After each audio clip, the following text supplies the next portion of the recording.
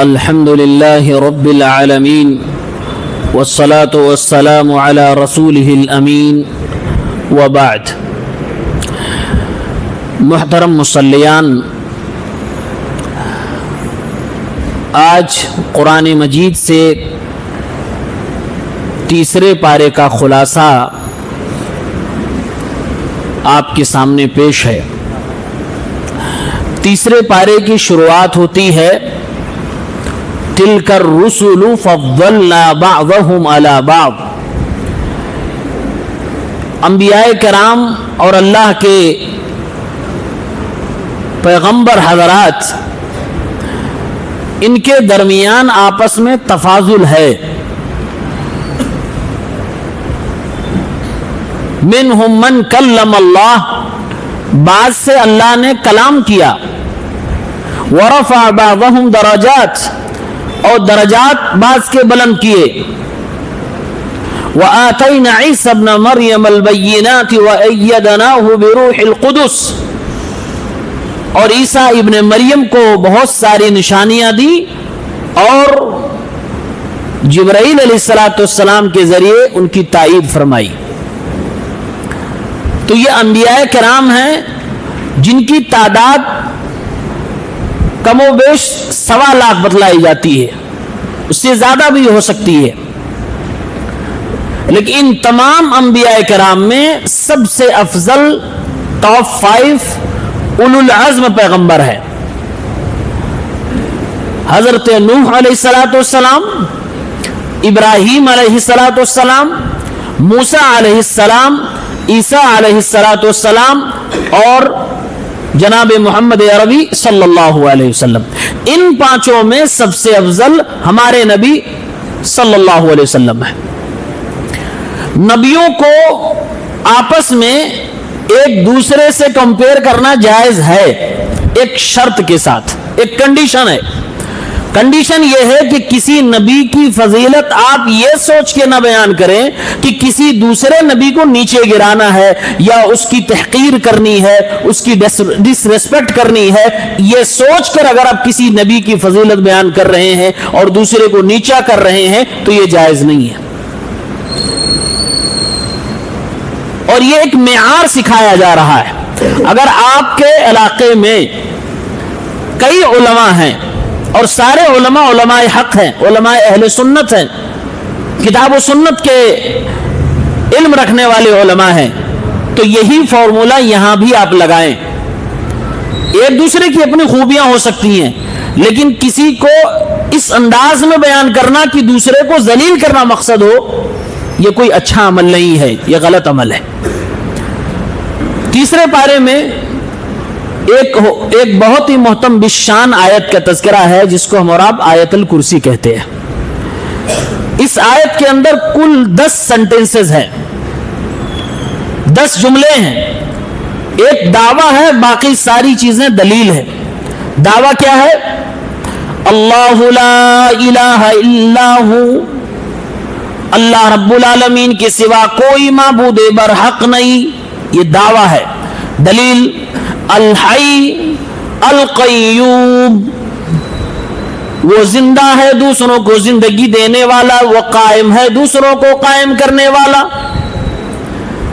لا تأخذہ سنۃ ولا نوم، اسے اونگ بھی نہیں آتی، نیند بھی نہیں آتی. لہو ما فی السماوات وما فی الارض، آسمانوں میں زمینوں میں جو کچھ ہے ساری چیزوں کا مالک وہی ہے. من ذا الذی یشفع عنده الا باذنہ، کل قیامت کے دن اس کے پاس سفارشی بن کر کوئی نہیں جا سکتا جب تک کہ وہ اجازت نہ دے دے. یعلم ما بین ایدیہم وما خلفہم، اس رب العالمین کو ساری دنیا کیا کر رہی ہے سب کچھ معلوم ہے.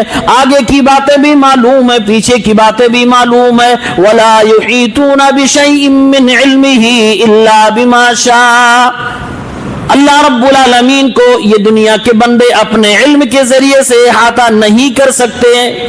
ہاں اللہ کے بارے میں اتنا ہی جان سکتے ہیں جتنا اللہ تعالیٰ نے خود قرآن کریم میں یا اپنے نبی کے ذریعے سے بتلا دیا. وسع کرسیہ السماوات والارض, اللہ رب العالمین کی کرسی آسمانوں زمینوں سے زیادہ وسیع ہے. ولا یؤودہ حفظہما وہو العلی العظیم, آسمان اور زمین اور ساری دنیا کی دیکھ ریکھ اور حفاظت اللہ رب العالمین کو تھکا نہیں سکتی ہے, یعنی اللہ کے لیے کوئی بھاری کام نہیں ہے. وہو العلی العظیم, وہ بلند ہے اور وہ بہت عظیم ہے, سب سے بڑا ہے. ایک دعویٰ اور باقی ساری چیزیں اس کی دلیل تھی. آیت الکرسی کئی جگہوں پہ پڑھا جاتا ہے. سونے کے وقت بستر پہ آپ جائیں تو اس وقت بھی پڑھ سکتے ہیں, نماز سے فراغت کے بعد آپ اس وقت بھی پڑھ سکتے ہیں. بعض علماء نے اس کو صبح و شام کے اذکار میں بھی ذکر کیا ہے. تیسرے پارے میں اللہ کے راہ میں خرچ کرنے کی بار بار آیتیں ذکر کی گئی ہیں. چونکہ اللہ کے راہ میں خرچ کرنا کیوں ضروری ہے یا کیوں ہمیں کرنا چاہیے, اس کی 4-5 وجوہات میں آپ کے سامنے رکھتا ہوں. نمبر 1, ابھی آیت الکرسی میں ہم نے پڑھا لہو ملک السماوات والارض, آسمان و زمین کی جتنی بھی چیزیں ہیں اس کا اصلی مالک کون ہے؟ اللہ رب العالمین. جب اللہ تعالیٰ اصلی مالک ہے, اسی اللہ نے ہمیں رزق دیا ہے, اسی اللہ نے ہمیں کچھ کمانے کی صلاحیت عطا فرما دی ہے, اسی اللہ کا دیا ہوا ہمارے پاس ہے, وہی اللہ جو اصلی مالک ہے ہمیں کہہ رہا ہے انفقوا مما رزقناکم, خرچ کرو جو ہم نے تمہیں روزیاں دی ہیں. اصلی مالک کا آرڈر ہے, اس لیے ہمیں خرچ کرنا چاہیے. یہ پہلا ریزن ہے. دوسرا ریزن, یہ ہم اگر خرچ کرتے ہیں تو اس کا فائدہ پلٹ کے ہمارے اوپر ہی آنے والا ہے. کل قیامت کی دن جب ساری دنیا ڈری ہوگی, کوئی پرسان حال نہ ہوگا, تو اللہ تعالیٰ فرماتا ہے خرچ کرنے والوں کے بارے میں ولا خوف علیہم ولا هم یحزنون, انہیں نہ کوئی خوف ہوگا اور نہ کوئی غم ہوگا, یعنی فائدہ پلٹ کے ہمارے پاس آنے والا ہے, اس لیے ہمیں خرچ کرنا چاہیے. تیسری وجہ, جو بھی ہمارے پاس مال ہے یہ ہمارے دوسرے بھائیوں کا اس میں حق ہے. اللہ نے قرآن کریم میں کہا والذین فی اموالہم حق معلوم للسائل والمحروم, مومنوں کے مال میں, لوگوں کے مال میں دوسرے لوگوں کا بھی معلوم حصہ ہے, چاہے وہ مانگنے والے ہو یا محروم لوگ ہو. جب دوسروں کا حصہ ہے تو حصہ دینا ضروری ہے, حق ہے ہمارے مال میں دوسروں کا, اس لیے ہمیں دینا ہوگا. یہ تیسری وجہ ہے کہ ہمیں اللہ کے راہ میں خرچ کرنا چاہیے. اور چوتھی وجہ بڑی ایموشنل وجہ ہے, مالک حقیقی اللہ تبارک و تعالیٰ ہے, دینے والا وہی ہے, ورنہ ہاتھ پیر لولا لنگڑا کر دیتا نہیں کما سکتے, کچھ نہیں کر سکتے تھے, دوسروں کے محتاج ہو جاتے. آج اگر ہمارے پاس بینک بیلنس ہے ہم بھی کہیں کسی کے سامنے ہاتھ پھیلائے کھڑے ہوتے, لیکن اللہ تعالیٰ کا احسان ہے, کرم ہے کہ رب العالمین ہمیں رزق اور آپ کو روزیاں عطا فرما رہا ہے. لیکن وہی اللہ خرچ کرنے کے لیے جب ہمیں موٹیویٹ کرتا ہے, ہمیں آرڈر دیتا ہے, تو انداز دیکھیے اللہ کا کیا نرالا انداز ہے. من ذا الذی یقرض اللہ قرضا حسنا فیضاعفہ لہ اضعافا کثیرا, اے میرے بندو تم لوگوں میں سے کون ہے جو مجھے قرضہ دے دے اور اچھا والا قرضہ دے دے. دینے والا وہی, مالک حقیقی وہی ہے, رزق دینے والا وہی ہے, لیکن پھر بھی اپنے بندوں سے کہہ رہا ہے کہ مجھے قرضہ دے دو, اور یہ ایسا قرضہ ہے کہ کل قیامت کے دن تمہیں بہت زیادہ بڑھا کے دیا جائے گا. جتنی نیکیوں کی تم مستحق ہو اس سے کئی گنا زیادہ بڑھا کے تمہیں نیکیاں دی جائیں گی. وہ اللہ تعالیٰ جب ہم سے اس انداز میں کہہ رہا ہے اے میرے بندوں مجھے قرضہ دے دو, اس کے بدلے میں تمہیں نیکیاں ڈھیروں دی جائیں گی, اس لیے ہمیں اللہ کے راہ میں خرچ کرنا چاہیے.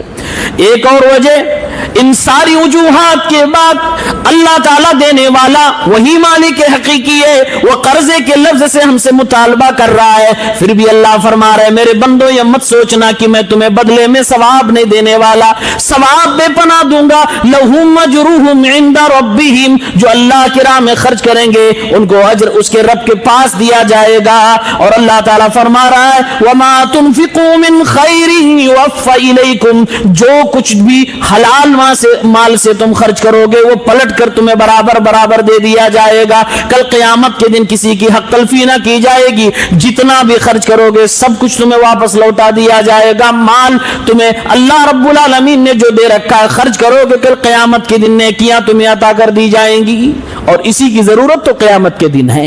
اسی لیے ہمیں اللہ کی راہ میں خرچ کرنا چاہیے. اور اللہ جب خرچ کرنے کی بات کر رہا ہے تو ہمارے اور آپ کے دماغ کے بند دریچوں کو بھی کھول رہا ہے اور فرمایا یا ایھا الذین آمنوا انفقوا مما رزقناکم، اے ایمان والو خرچ کرو جو ہم نے روزیاں تم کو دی اس میں سے. اس دن کے آنے سے پہلے جس دن نہ کوئی بزنس ہوگا، جس دن نہ کوئی سفارش کرنے والا ہوگا، جس دن نہ کوئی گہری دوستی ہوگی اور کافروں کو تو نقصان اٹھانا پڑے گا. من قبل ان یأتی یوم لا بیع فیہ ولا خلۃ ولا شفاعۃ والکافرون هم الظالمون. آپ اندازہ کریں تین چیزیں اللہ نے ذکر کی ہیں. کل قیامت کے دن اگر انسان کے پاس نیکیاں نہ ہو، اسے جنت میں جانا ہے، جہنم سے بچنا ہے تو کیا کر سکتا ہے؟ وہ پہلا آپشن اس کے پاس ہوگا کہ تم خود نیکیاں لے کے آ جاؤ، اور یہی آپشن کام کرے گا. لیکن اس کے پاس نیکیاں نہیں ہے تو وہ اپنے دوست کے بھروسے بیٹھا ہوا ہے. یہ میرا بیسٹ فرینڈ تھا، یہ میرا جگری دوست تھا، یہ میرا رشتہ دار تھا، آج میں اس سے نیکیاں لے لوں گا اور میں جنت میں چلا جاؤں گا. اللہ فرما رہا ہے ولا خلا، کوئی فرینڈ شپ نہ ہوگی، کوئی بھی گہری دوستی نہ ہوگی، ایک نیکی بھی کسی کو کوئی دینے کے لیے تیار نہ ہوگا. راستہ بند ہو گیا لینے دینے کا. دوسرا آپشن آدمی سوچ سکتا ہے نہیں میں خرید لوں گا نیکیاں. فرمایا ولا بیع، نیکیوں کا کوئی بزنس بھی وہاں نہیں ہونے والا ہے. اور آدمی تیسرا آپشن سوچ سکتا تھا کہ چلو نہ خرید سکتے ہیں ہم، نہ کوئی دوست دے گا، لیکن کسی سے سفارش کروا کے ہم جنت میں چلے جائیں گے. اللہ نے فرمایا ولا شفاعہ، کوئی سفارش بھی نہ کرے گا. سفارش اسی کے حق میں کی جائے گی جس کے حق میں اللہ تبارک و تعالی اجازت دے گا. یہ تینوں آپشن اللہ نے بند کر دیے اور کہا والکافرون هم الظالمون. کافر یہ نیکیوں والی باتیں، اللہ کی باتیں نہیں مانتے تو ظالم تو یہی ہیں، خسارہ یہی اٹھانے والے. تو اس پارے میں انفاق فی سبیل اللہ کی بات کہی گئی ہے. اور ایک بات اور ہائی لائٹ کی گئی ہے، یہ زیادہ ضروری ہے آج کے دور میں. اگر آپ نے کسی کو دے دیا، کسی کو آپ نے قرضہ دیا ہے، صدقہ دے دیا، کسی کی مدد آپ نے کر دی ہے تو اس کو آپ برباد نہ کریں. کیسے وہ برباد ہو جاتا ہے؟ اللہ تعالیٰ نے 4 چیزیں بیان کی ہیں. 4 چیزیں آدمی اگر خرچ کرنے کے بعد کر دے تو اس کو نیکی نہیں ملنے والی. کیا ہے؟ نمبر 1، آپ نے کسی کو قرضہ دیا یا اس کی مدد کر دی، آپ نے اس کو ڈونیشن دیا یا کچھ بھی کیا، آپ نے احسان جتلا دیا، ثواب اریز ہو جائے گا، ختم ہو جائے گا. نمبر 2، آپ نے اسی خرچ کرنے کے بدلے میں اس کو گالی دے دی، اس کو تکلیف پہنچا دی تو وہ آپ کا ثواب ختم ہو جائے گا. نمبر 3، آپ نے یہ سب کچھ تو کیا لیکن دنیا داری کے خاطر، ووٹ چاہیے تھا، آپ الیکشن میں آنے والے تھے اس لیے خرچ کیا ہے، اللہ کے لیے نہیں، دکھانے کے لیے خرچ کیا ہے. تو دکھانے کے لیے جب خرچ کیا تو اللہ تعالیٰ کے ہاں اس کا کوئی ثواب ملنے والا نہیں. نمبر 4، نیکی آپ نے کی لیکن بعد میں کوئی شرک اکبر کر دیا، کوئی کفریہ کام کر دیا جس سے یہ ساری کی ساری نیکیاں برباد ہو جائیں گی. فرمایا اللہ نے یا ایھا الذین آمنوا لا تبذلوا صدقاتکم بالمن والاذی، اے ایمان والو اپنے صدقات کو احسان جتلا کر تکلیف دے کے برباد نہ کرو. کالذی ينفق مالہ رئاء الناس، اس آدمی کی طرح جو لوگوں کو دکھا کر خرچ کیا کرتا ہے. ولا یؤمن باللہ والیوم الاخر، اور اللہ پر اور آخرت کے دن پہ ایمان ہی نہیں لاتا، یعنی کہ کفر کرتا ہے، شرک اکبر کا مرتکب ہو جاتا ہے. یہ 4 وجوہات سے یہ خرچ کرنے والی نیکی برباد ہو جاتی ہے. اس لیے میرے بھائیوں غور سے اس کو دھیان سے، کبھی کسی کے ساتھ یہ حرکتیں مت کرنا اگر آپ نے کسی کے اوپر احسان کیا ہے. اس صورت کے اندر اللہ تبارک و تعالی نے ایک چیز کو کئی انداز میں حرام کہا ہے اور وہ ہے سود. سود دراصل آپ کسی کے ساتھ احسان کرنا چاہیں تو اس کو قرضہ دیں. قرضہ ٹوٹلی 100% آپ کسی کے اوپر احسان کر رہے ہیں اگر قرضہ دے رہے ہیں. احسان کے بدلے میں آپ یہ نہیں کر سکتے کہ میں نے اس کو 100 دیا تو میں 110 لوں گا بدلے میں، کیونکہ آپ نے احسان کیا، آپ کو ثواب چاہیے. آپ نے اگر 100 دے کر 110 کا مطالبہ کر لیا، اسی کو سود کہا جاتا ہے۔ اللہ تعالیٰ نے سود کو حرام قرار دیا اور کہا الذین یاکلون الربا لا یقومون الا کما یقوم الذی یتخبطہ الشیطان من المس، جو لوگ سودی چیزیں کھاتے ہیں، سودی مال کمائی کا کھاتے ہیں، فرمایا کہ وہ ایسے ہو جاتے ہیں جیسے شیطان نے ان کو مس کر دیا ہو، شیطان نے ان کو ٹچ کر دیا ہو، یعنی کہ شیطان جس بندے پر اٹیک کر دیتا ہے اسی طریقے سے آدمی ہو جاتا ہے۔ کیوں ہو جاتا ہے؟ ذالک بانہم قالوا انما البیع مثل الربا، جب سود کھانے والے آدمی کو سمجھایا جائے بھائی صاحب سود حرام ہے، مت کھایا کرو، سودی کاروبار کرنا حرام ہے، مت کیا کرو، تو کہتا مولانا صاحب آپ کو سمجھ نہیں آ رہی دنیا کے اکنامیکل ٹرینڈ کو سمجھیے، یہ دیکھیے بزنس ہی تو ہے، آپ اس کو سود کہہ رہے ہو، یہ بزنس ہی تو ہے۔ اللہ نے فرمایا انہوں نے تو اس کو بدل دیا، یہ کہنے لگے انما البیع مثل الربا، یہ بزنس تو سود ہی کی طرح ہے، سود تو بزنس ہی کی طرح ہے، یہ بہانے کر کے سود کھا رہے ہیں، اس لیے شیطان ان کو مس کر دے، ایسی بیماری ان کو ہو جائے گی۔ میرے ساتھیوں، اللہ کے نبی صلی اللہ علیہ وسلم نے فرمایا اللہ کی لعنت اس بندے پہ ہو جو سودی مال کھاتا ہے، جو کھلاتا ہے اس پر بھی لعنت ہو، سودی کاروبار کو جو لکھتا ہے اس کو بھی اللہ کے نبی نے لعنت کا مستحق بتایا، جو سودی لین دین میں گواہ بن جائے اس پر بھی اللہ کے نبی نے لعنت فرمائی ہے۔ آگے اللہ کے نبی نے یہ بھی فرمایا وَهُمْ سَوَاء، کھانے والا جتنا گنہگار کھلانے والا اتنا گنہگار ہے، اور جو گواہ بن رہا اتنا گنہگار وہ بھی ہے، جو لکھ رہا اتنا گنہگار وہ بھی ہے، سب لوگ برابر کے گنہگار مانے جائیں گے۔ اللہ تعالیٰ نے اسی صورت کے اندر آگے بڑھ کے وہ فرمایا وَأَحَلَّ اللَّهُ الْبَيْعَ وَحَرَّمَ الرِّبَا، اے لوگو اپنے آپ کو دھوکہ نہ دو، اللہ کو دھوکہ دینے کی کوشش نہ کرو۔ اللہ نے بزنس کو حلال کیا ہے لیکن اللہ تبارک و تعالیٰ نے سود کو حرام قرار دے دیا ہے۔ پھر آگے چل کے اللہ نے فرمایا وَمَنْ عَادَ فَأُولَئِكَ أَصْحَابُ النَّارِ هُمْ فِيهَا خَالِدُونَ، جس نے سودی مال کمایا ہے اس کو چھوڑا نہیں، اپنے سے الگ نہیں کیا، دوبارہ پلٹ کے سودی کاروبار کرنے لگا، اللہ فرما رہا ایسے لوگ تو جہنمی ہے اور یہ جہنم کے اندر ہمیشہ ہمیش کے لیے جائیں گے۔ پھر آگے اللہ نے فرمایا یمحق اللہ الربا ویربی الصدقات، اے لوگوں یہ مت سوچنا کہ سودی لین دین کریں گے تو جلدی مالدار ہو جائیں گے، نہیں نہیں، اللہ تعالیٰ نے سود کو مٹانے کا فیصلہ فرما لیا ہے اور اللہ صدقات و خیرات کو بڑھانے کا فیصلہ فرما لیا۔ یہ چار طریقے سے اللہ نے سود کو حرام قرار دیا۔ اب پانچویں بار آخری فیصلہ سناتے ہوئے فرما رہا ہے یا ایھا الذین آمنوا اتقوا اللہ وذروا ما بقی من الربا، ایمان والو اللہ سے ڈرو، جو بھی سودی لین دین میں پھنسے ہوئے جلدی سے جلدی اس کو چھوڑ دو، ان کنتم مومنین، اگر تم سچے مومن ہو، فإن لم تفعلوا، لیکن آج کے بعد اگر سودی کاروبار تم چھوڑنا نہیں چاہتے ہو، فأذنوا بحرب من اللہ ورسولہ، تو اللہ اس کے رسول سے جنگ کرنے کے لیے تیار ہو جاؤ، اور اگر توبہ کر لو تو اچھی بات ہے۔ عبداللہ ابن عباس رضی اللہ تعالی عنہما فرماتے ہیں اس آیت کی تفسیر میں کل قیامت کے دن سود کھانے والے بندے سے کہا جائے گا خذ سلاحک للحرب، اللہ آواز دے گا، اللہ کے فرشتے دیں گے اے اللہ کے بندے دنیا میں تو نے سود کھایا، اٹھا اپنا ہتھیار اور آ جا اللہ تعالیٰ سے مقابلہ کرنے کے لیے، جنگ لڑنے کے لیے، کیونکہ اللہ نے اپنی کتاب میں بتلا دیا تھا کہ جو سود کھائے گا نہیں چھوڑے گا اور اسی پہ ڈٹا رہے گا، بہانے تلاش تلاش کے لائے گا، کل قیامت کے دن اس کو اللہ سے مقابلہ کرنا پڑے گا۔ سود بہت خطرناک چیز ہے، قرض لوگوں کو دو، ادھار دو، یہ ٹوٹلی احسان ہے، احسان کرو، لیکن قرض دے کر کسی کا خون نہ چوسو۔ جو آدمی سود لیتا ہے قرض دے کر وہی آدمی خون چوس رہا ہوتا ہے، اسلام میں یہ چیز حرام ہے۔ اسلام کے اندر مالی معاملات کو، اکنامیکل ایشوز کو بہت اہمیت دی گئی ہے، اور دلیل کے طور پہ آپ دیکھنا چاہتے ہیں تو سورہ بقرہ میں آیت نمبر 282 آپ پڑھ لیں، پورا ایک پیج کی آیت ہے، آیت دین، قرضے والی آیت اس کو کہا جاتا ہے۔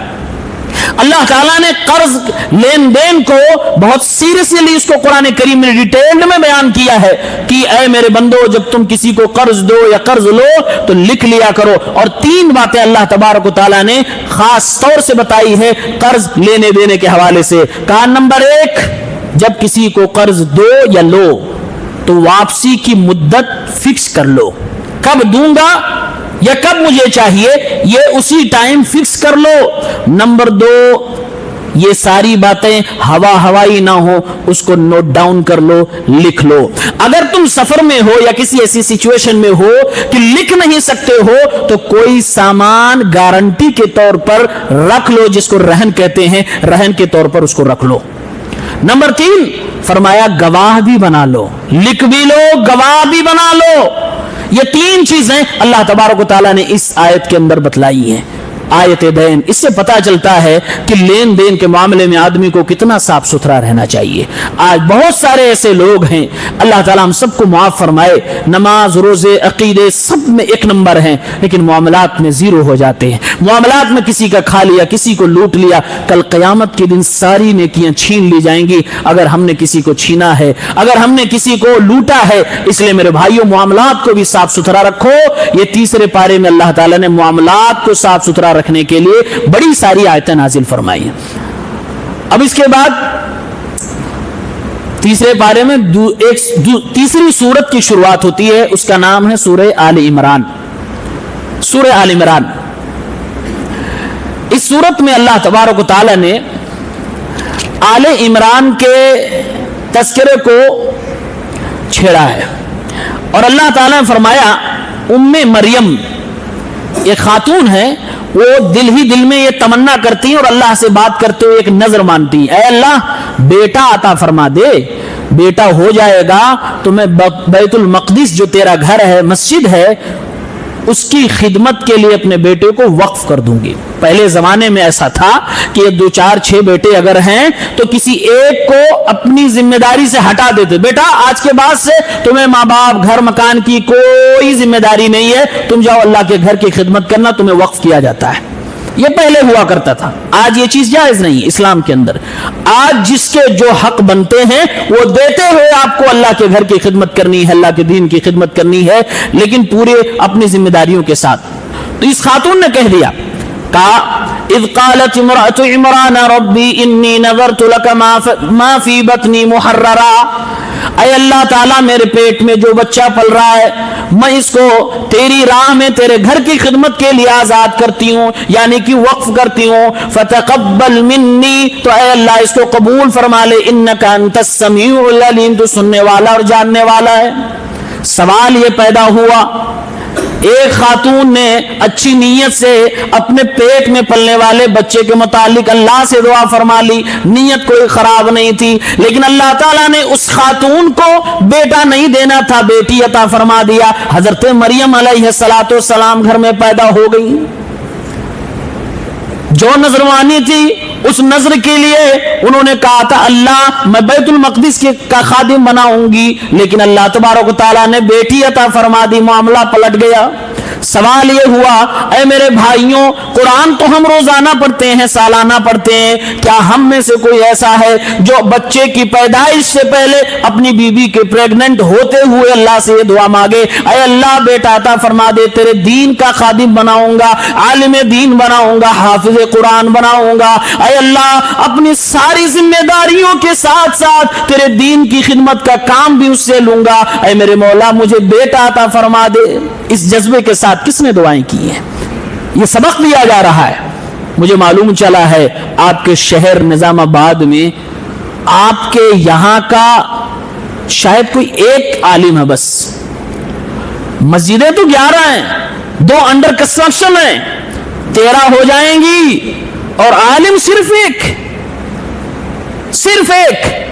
پورا مہینہ آپ درس سن رہے ہیں، ماشاءاللہ آپ لوگوں کے مسجد کے انتظام، دروس، ان سب کا چرچا آل انڈیا ہوتا ہے، انڈیا کے باہر بھی ہوتا ہے.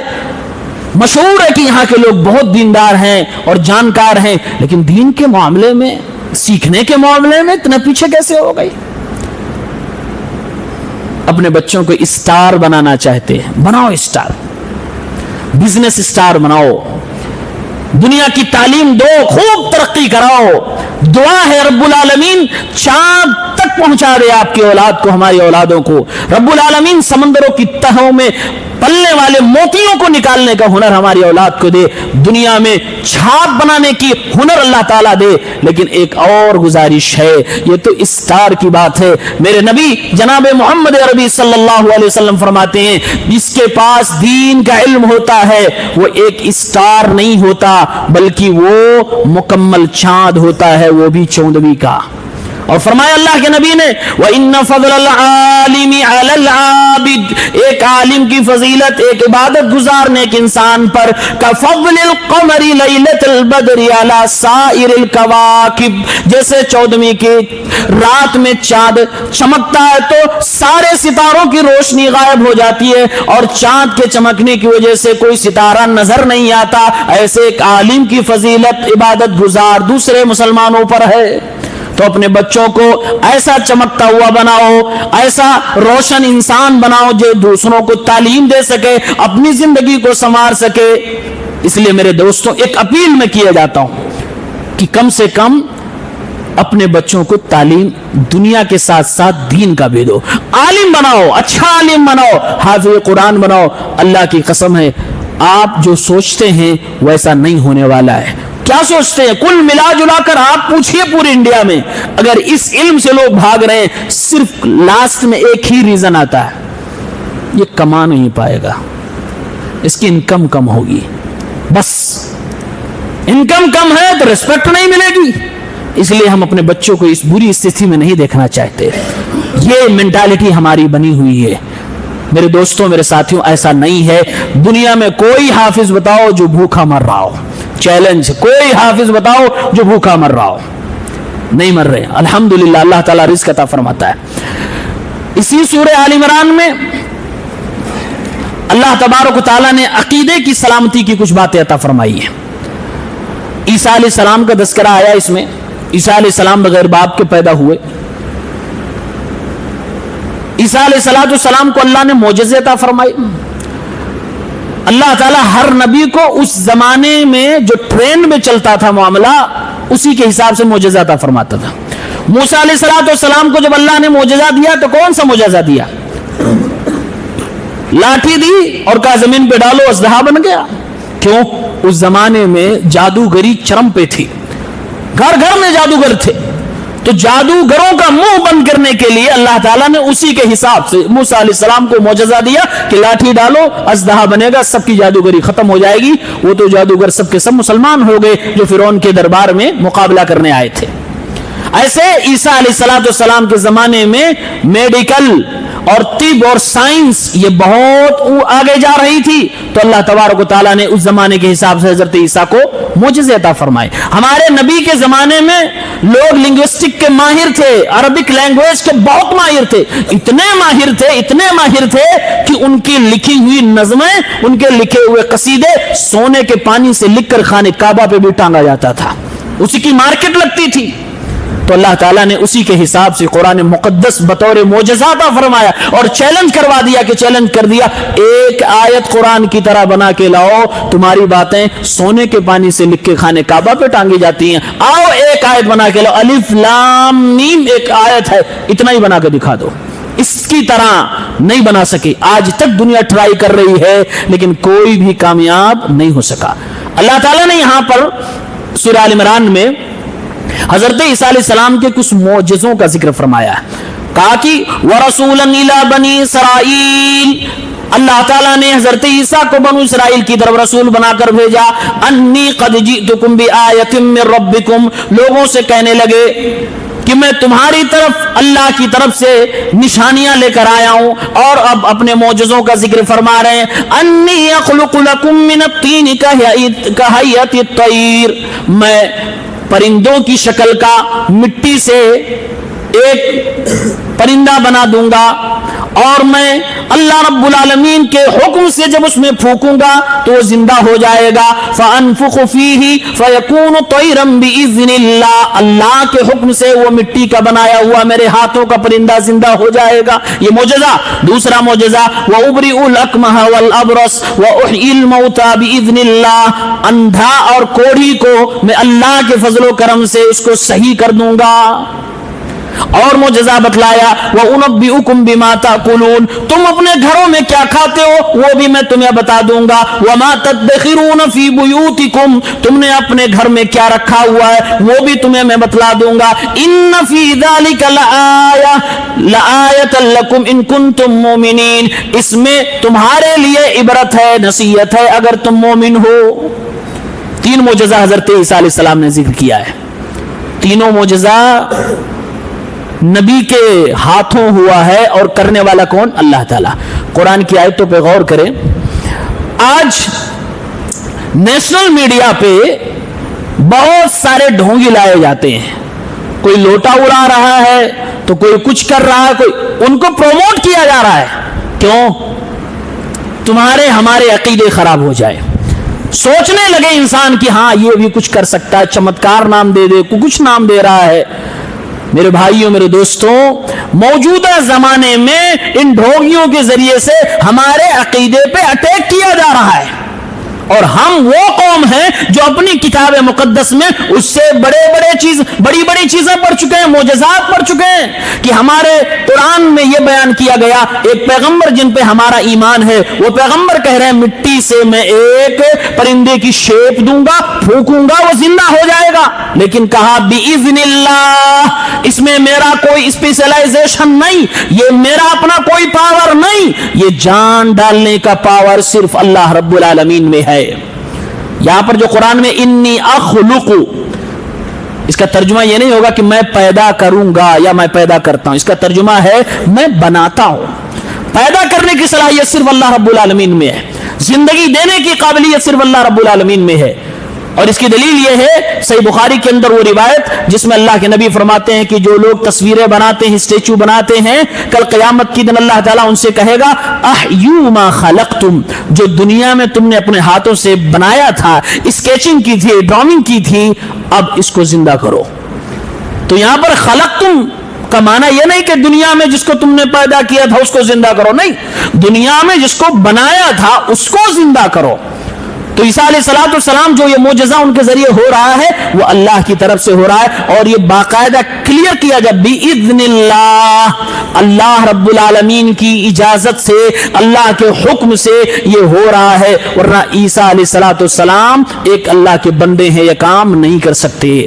پیدا کرنے والا اللہ ہے. اور ایسے ہی دوسرا جو معجزہ ہے اس میں بھی کہا گیا بِإِذْنِ اللَّهِ, اللہ کے حکم سے مردوں کو میں زندہ کر پا رہا ہوں, اللہ کے حکم سے اندھے اور کوڑی کو میں درست کر پا رہا ہوں, اللہ کے حکم سے تمہارے کھانے والی چیزوں کو بتا رہا ہوں, تمہارے گھر میں کیا ہے وہ میں بتا رہا ہوں. اسی لیے آخر میں کہا ان فی ذلک لعبر, ان فی ذلک لآیہ, اس میں نشانی ہے. کیا نشانی ہے؟ کہ ایک پیغمبر کے ہاتھوں جو معجزے ہو رہے ہیں تمہیں اس سے اللہ تک پہنچنا ہے, قدرت اور طاقت اللہ کی ماننی ہے. یہ نبی تو اللہ کے نبی ہیں, پیغمبر ہیں, ان نبیوں کے ذریعے سے اللہ تبارک و تعالیٰ اس طرح کی چیزیں ظاہر کرتا ہے. اسی لیے 2-3 آیتوں کے فوراً بعد حضرت عیسیٰ علیہ السلام کا وہ پیغام نقل کیا جا رہا ہے. وہ کہتے ہیں اے لوگو, اللہ تبارک و تعالیٰ میرا اور تمہارا رب ہے, ان اللہ ربی وَرَبُّكُمْ, میرا بھی رب ہے تمہارا بھی رب ہے, فَاعْبُدُوهُ هَذَا صِرَاطٌ مُسْتَقِيمٌ, اسی کی عبادت کرو, یہی سیدھا راستہ ہے. عقیدے کی درستگی آپ نے دیکھا, اتنے بڑے بڑے معجزے بیان کر کے قرآن کریم کیسے عقیدے کو سیف کر رہا ہے. کوئی یہ نہ سوچ لے کہ ارے مردوں کو زندہ کرنے کا پاور عیسیٰ علیہ السلام کو, اب تو یہ گاڈ بن گئے. عیسائی اسی میں گمراہ ہوئے, وہ اس چیز کو سمجھ نہ پائے. نبیوں کے معجزے کو اللہ کا پاور سمجھنا تھا تو نبی کا پاور سمجھ گئے, نبیوں کے معجزے کو اللہ کا پاور سمجھنا, نبی کا پاور سمجھ گئے. اور اس لیے عیسائیوں نے ان کو سن آف گاڈ کہہ دیا اور پھر ان کی پوجا کرنے لگے. ایسے ہی آج مسلمانوں میں بہت سارے لوگ वलियों के करामत को, जबकि उनमें से 99% करामतें झूठी और गड़ी हुई है, अगर 1% सही भी है तो अल्लाह का पावर समझना चाहिए था, वलियों का पावर समझ के इनको मुश्किल कुशा हाजत रवा बना लिया। जो वहां शिर्क की वजह बनी वही शिर्क की वजह यहां उम्मत मुस्लिमा में बन रही है। और आज के जमाने में तो मैंने कहा नेशनल मीडिया पे इन ढकोसलों को और इन ढोंगियों को लाया जा रहा, प्रमोट किया जा रहा है ताकि हमारे और आपके बच्चों के अकीदे खराब हो जाए। मेरे भाइयों, अगर मौजूदा जमाने में कुरान पढ़ने वाले इन ढोंगियों से होशियार नहीं हो पाए तो आने वाले दौर में दज्जाल जब आएगा इनसे बड़े बड़े चीजें लेके आएगा, चमत्कार लेकर, कैसे उससे बचेंगे?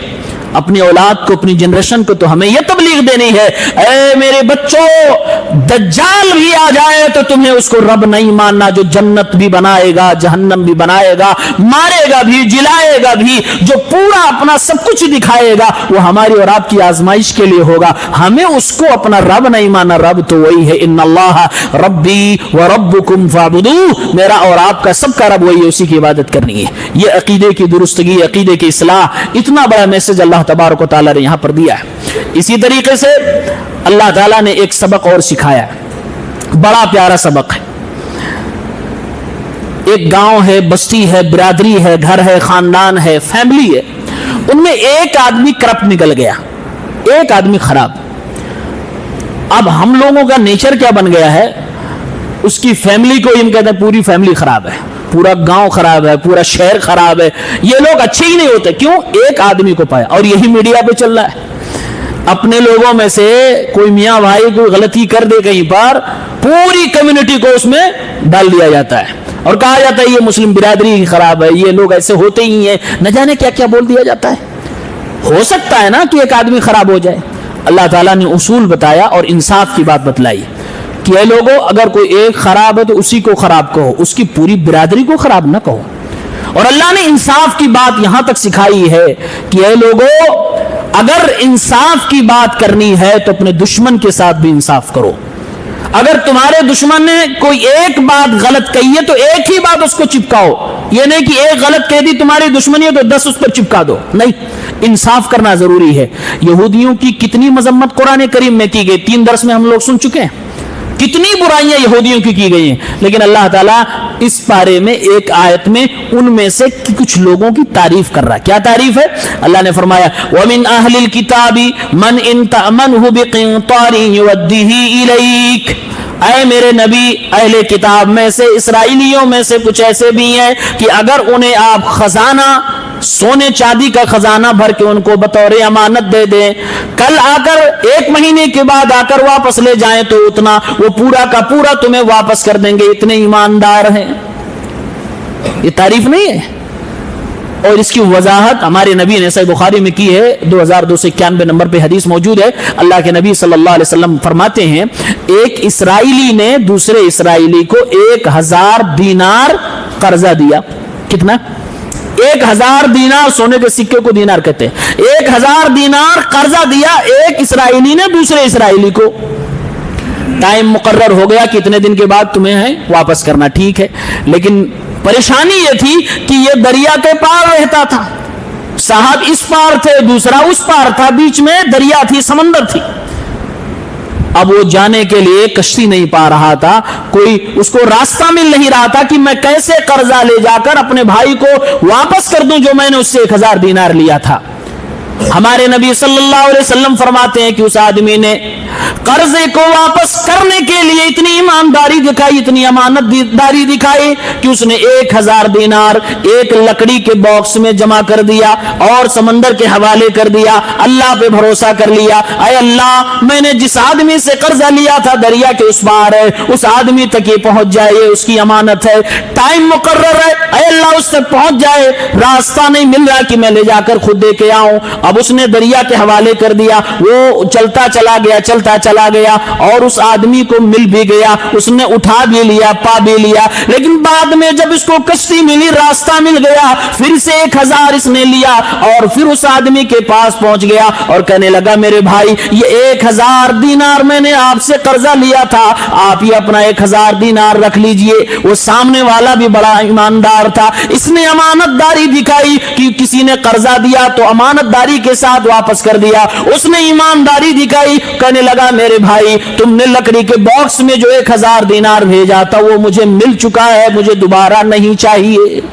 अल्लाह ने उन्हीं की तारीफ की, फरमाया कि अहले किताब में कुछ ऐसे हैं कि अगर खजाने उन्हें दे दो तो तुम्हें वापस कर देंगे। इतनी ईमानदारी और अमानतदारी पाई जाती है। अफसोस हम मुसलमानों में, हमारी मार्केट में चले जाइए, हर दूसरा तीसरा आदमी रो रहा है मेरा पैसा मार लिया गया, मेरा कर्जा लेकर कोई भाग गया, मेरा कारोबार इसलिए ठप हो गया क्योंकि लोगों ने मुझे लूट लिया है। मेरे भाइयों, आज लोग डरते हैं किसी को कर्जा देने, बल्कि लोग तो आपस में ये बात करने लगे अगर तुम्हें अपने बेस्ट फ्रेंड को अपना दुश्मन बनाना है तो उसको कर्जा दे दो।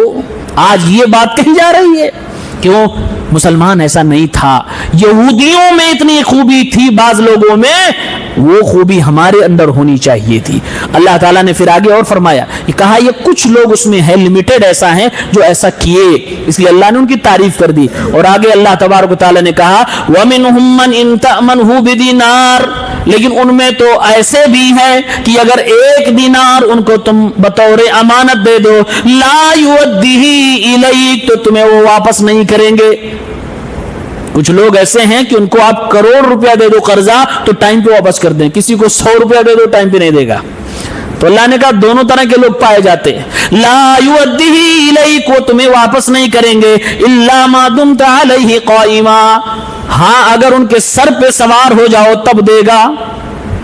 ये अल्लाह ने कर्जा लेने का तरीका बताया। अगर आपने किसी को दे दिया है, आज तो लोग कहते हैं दे दिया तो भूल जाओ, मिल गया तो ठीक, नहीं तो फिर भूल जाओ, सच में भूल जाओ, लेकिन ऐसी चीजें भूलती नहीं है, कभी नहीं भूलती। अल्लाह ने फरमाया इल्ला मा दुमत अलैहि काइमा, अगर आदमी कर्जा नहीं दे रहा है तो उसके सर पे खड़े हो जाओ। सर पे खड़े होने का मतलब जान रहे हैं? सुबह मांगो, शाम मांगो, दोपहर मांगो, मांगते रहो, मांगते रहो, मांगते रहो, मांगते रहो, मांगते रहो। और उलमा ने लिखा है अगर इस्लामी हुकूमत है तो कर्जा न देने वाले के खिलाफ FIR किया जाए और बादशाह जबरन वो कर्जा वापस दिलवाए। लेकिन हमारे यहां ऐसा नहीं है, लेकिन हम क्या करेंगे? मांगते रहें। ये मतलब है सर पे खड़े होने का, लेकिन मांगने का अंदाज ऐसा हो कि झगड़ा ना होने पाए। क्योंकि अगर आपने सुबह मांगा, दोपहर मांगा और दोपहर में आप आपे से बाहर हो गए, झगड़ा हो गया, तो आपको मोबाइल पे क्या कर देगा? ब्लॉक, नहीं मांग पाओगे फिर। तो ऐसे मांगना है कि झगड़ा ना होने पाए, ताकि मांगने का सिलसिला जारी रहे और मुमकिन है कि वो दे दे। अल्लाह ने फरमाया इल्ला मा दुमत अलैहि काइमा, अगर तुम उसके ऊपर खड़े हो जाओगे तो हाँ हो सकता है कि वो 1 दीनार जो दिए वो दे दो, वरना देने वाला नहीं है। ऐसे लोग भी पाए जाते हैं। अच्छा, ये इस्राएली क्यों ऐसा करते थे कि 1 दीनार अगर ले लें तो नहीं देंगे? क्यों? अगर एक इस्राएली यहूदी को किसी मुसलमान ने, अरब ने 1 दीनार दे दिया कर्ज, तो ये वापस नहीं करता था, कहता था खा लिया क्या कर लोगे। अल्लाह ने बताया कि वो उसको हलाल समझते थे, कहते थे ज़ालिका बिअन्नहुम क़ालू लैसा अलैना फिल उम्मिय्यीन सबील, ये कहते थे, ये अरब का है, उम्मी कहते हैं अनपढ़, ये लोग अरब को अनपढ़ कह रहे हैं। कहा कि ये अरब का है और अरब का माल खाना हमारे लिए हलाल है, अगर इनका हमने खा लिया तो हमें कोई गुनाह नहीं मिलेगा। देख रहे हैं, बदमाशी देख रहे हैं। कहा इनका अगर खा लेंगे गुनाह ही नहीं मिलेगा, इसीलिए अल्लाह ने फरमाया कि देगा नहीं। हाँ, सर पे खड़े हो जाओगे तो गुनाह होना छोड़ो, देगा, डर के मारे देगा। फिर तो उसूलने का भी तरीका होना चाहिए। वयक़ूलूना अलल्लाहिल कज़िब, और ये झूठ है कि इनका हम खा लेंगे तो गुनाह नहीं मिलेगा। अल्लाह ने फरमाया ये अल्लाह के नाम पे झूठ बोल रहे हैं। वहुम यालमून, उनको पता है कि झूठ बोल रहे हैं। ऐसा कोई कानून अल्लाह ने तौरात में या इनके दीन में नहीं दिया था कि अरब का खा लो कोई गुनाह नहीं मिलेगा।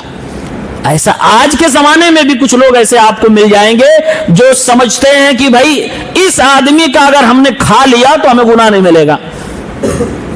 बहुत सारे लोग बिजली सरकार की चोरी में चला लेते हैं, कहते सरकार की चोरी कौन सा पाप है? हलाल है? नहीं हलाल है, हराम है, हराम है। अपने लिए किस दलील की बुनियाद पर आपने हलाल किया? और मुझे उम्मीद है कि आप सब ऐसा नहीं करते होंगे। अगर कोई दुनिया में करता है, सुन रहा है मेरी बात, तो उसको बाज आ जाना चाहिए। आप सब अच्छे लोग, अल्हम्दुलिल्लाह ईमानदार लोग हैं, वरना इतनी देर तक कुरान कौन सुनता है? ईमानदार लोग सुनते हैं। अल्लाह ताला हम सबको नेक बनाए, ईमानदार बनाए। तो تو سرکار کی پراپرٹی کو بھی ہم حلال نہیں سمجھ سکتے اپنے لیے کہ چوری سے کر لیں کوئی مسئلہ نہیں ہے. اسی طریقے سے کچھ ایسے جو کہتے ہیں فلاں کنٹری میں ملک میں دارالحرب ہے لہٰذا یہاں سود حلال ہے. یہ یہودیوں والی روش ہے. یہ یہودیوں کا ایجنڈا تھا کہ کسی کے مال کو اپنے لیے حلال سمجھ لو, بولے کھا لو کوئی مسئلہ نہیں ہے. تو ایسے ہی اگر کوئی کہتا ہے کہ یہاں پر فلاں ملک میں یہاں ملک میں ایسے ویسے یہ دس دیٹ وائی سب کچھ لگا اگا کے اور اس کے بعد آپ کے لیے کہہ رہا نہیں سود میں یہ انٹرسٹ ہے. یہ کیا ہے؟ انٹرسٹ. وہی والی اسپیلنگ ہے نا, انٹرسٹ کی سیم اسپیلنگ ہے. فرق ہے؟ نہیں فرق, کوئی فرق نہیں. کیا دھوکہ دیا جا رہا ہے. Are you interested? تو آپ انٹرسٹیڈ ہیں, آپ خواہش مند ہیں, اس کا نام رکھ دیا انٹرسٹ. سود جو اتنی گندی چیز ہے جس پر اللہ نے جنگ کا اعلان کیا ہو, اس کا نام انٹرسٹ لگ دیا اور کہتے ہیں نہیں سود نہیں ہے حضرت, یہ انٹرسٹ ہے. میرے بھائیو حلال نہیں ہو سکتا, دنیا کے کسی ملک میں حلال نہیں ہو سکتا ہے. وہ دنیا کی کسی بھی کنٹری میں اس کو حلال نہیں کیا جا سکتا, وہ حرام ہے, حرام ہے.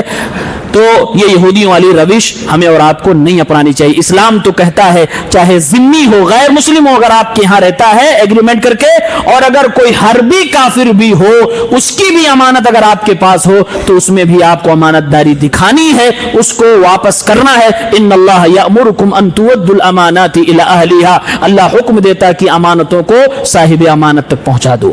یہ تیسرے پارہ کا خلاصہ ہے. اللہ تعالیٰ ہم سب کو نیک عمل کرنے کی توفیق دے. وآخر دعوانا ان الحمدللہ رب العالمین.